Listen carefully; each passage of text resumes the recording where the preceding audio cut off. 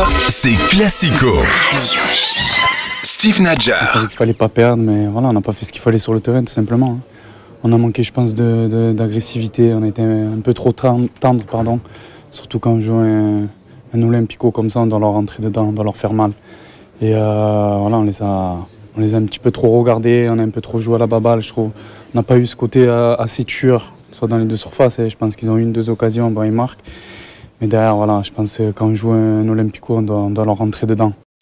Le défenseur marseillais Samuel Gigot, juste après le match hier soir, on s'intéresse donc à l'OM qui vit un début d'année 2024 assez catastrophique. Peut-être pire encore que le début de carrière au ministère de l'Éducation d'Amélie Oudéa-Castéra. Une seule victoire depuis... On peut faire de la politique maintenant ici. Ouais, tu sais, grand journal, tout ça. Pire. Une seule victoire depuis janvier et c'était en Coupe de France face à... Lusitanos, Pas du tout. Ah si, Lusitanos. Ah ouais. Ah si. Pardon. Ah bah, si. L'OM ne gagne plus et occupe désormais la 8e place du classement avec 29 points, 6 de moins que le 4e Lille. Est-ce que les Marseillais peuvent encore prétendre à une place qualificative pour la prochaine Ligue des Champions? La parole est à Javier Prieto Santos. Pardon. Moi, je pense que oui, parce que ça reste Marseille, parce que autant d'un jour à l'autre, ils peuvent faire un match complètement éclaté au sol, comme dit mon fils. Mon fils dit ça aussi. Et puis 3 jours après, vous sortir une prestation qui vous dit mais ce Marseille-là est en route et ils vont tout casser.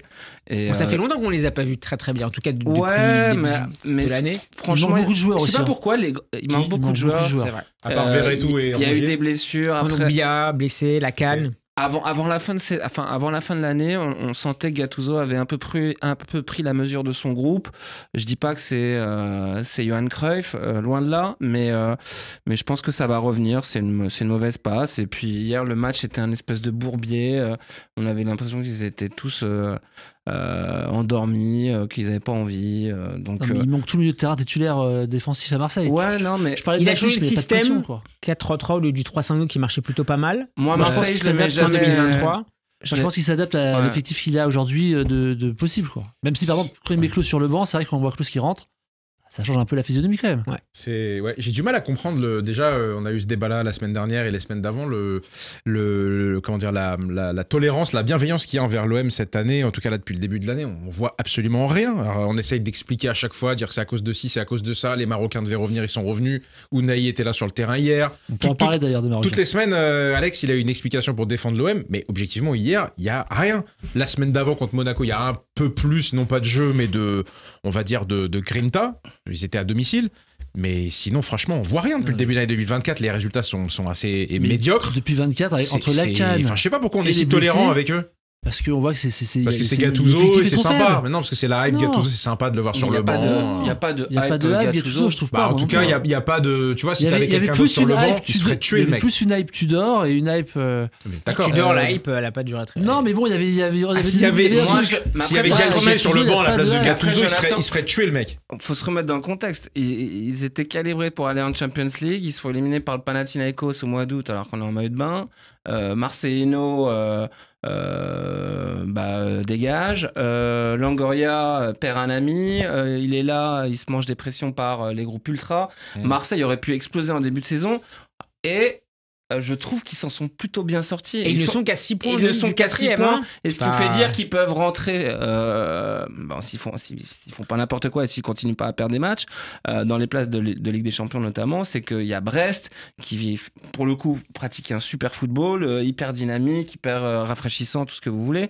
Mais eux ne sont pas outillés, je pense, pour tenir la dragée haute autant de journées à l'OM, à Lille, à Lens, etc., à des équipes qui ont des plus gros effectifs, et l'OM a un gros effectif. L'OM a recruté, même offensivement. Je pense que Longoria va mettre un coup de pression à Gattuso, et que Gattuso, je pense qu'il en a vu d'autres. Donc, tu peux mettre un coup de pression à Gattuso ?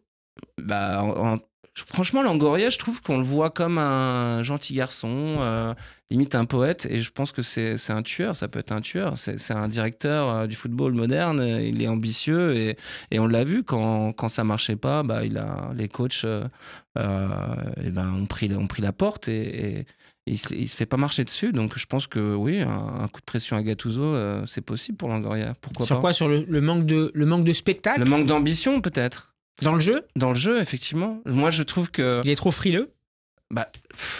Non, mais Gattuso dans un monde idéal, je pense pas que Longoria le fait venir, c'est pas son premier choix. Sinon, il aurait fait venir Gattuso avant Marcelino, ou il aurait fait venir Gattuso avant Tudor, ou avant Sampaoli. Je pense qu'il voulait plutôt faire revenir Sampaoli, ça s'est pas fait.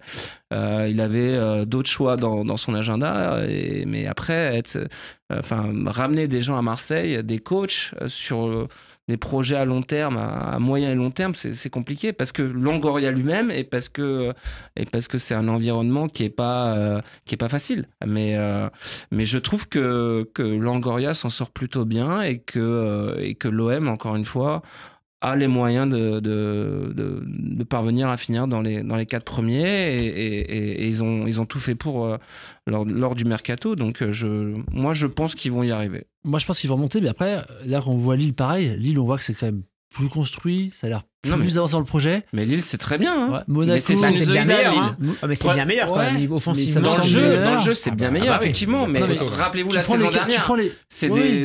Tu dis les 4 premiers. Regarde, Monaco ils sont. Mais Lille ils ont du mal à mettre des buts quand il faut. Ils ont du mal à gagner quand il faut. À chaque fois qu'ils doivent gagner, ils sont plus solides. Tu vois, mieux construit qu'à Marseille. Je trouve. Non, ce qu'il y a à Lille, c'est qu'il y a un meilleur coach.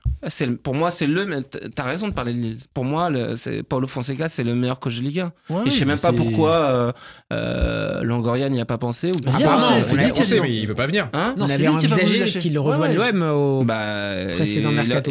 Il aurait dû. Mais pour moi, c'est le meilleur coach de Ligue 1. Avec l'effectif de Lille, c'est peut-être pas. Tu disais que c'est pareil. Je sais pas qui a dit l'effectif pareil. C'est quand même largement supérieur, à mon avis. Un Chevalier dans les buts, c'est le futur gardien de l'équipe de France. Lenny Yoro derrière, c'est le futur Laurent Blanc pour reprendre tout à l'heure. Julien David devant, c'est aujourd'hui.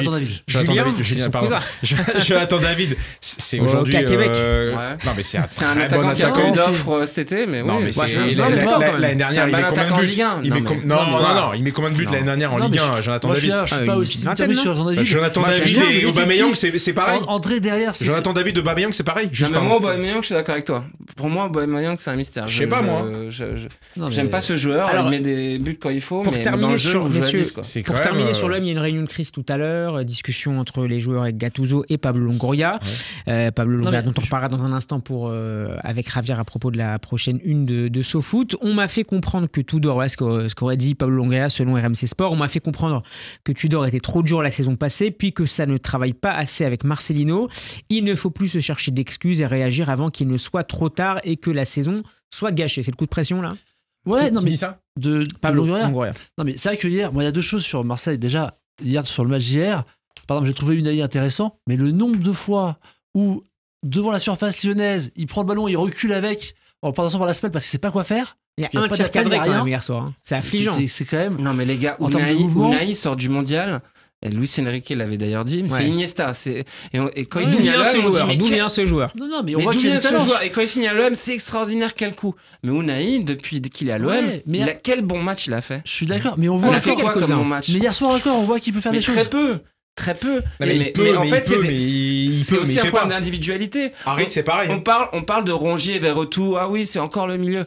Mais en vrai, s'il n'y a pas ces deux-là. Non, et Kondogbia aussi, il peut apporter, même s'il est régulier. Kondogbia beaucoup moins bien qu'à l'Atlético et qu'à Valence et qu'en Espagne. Avec le Paris Saint-Germain. Peut-être, mais ils sont pas à leur meilleur niveau.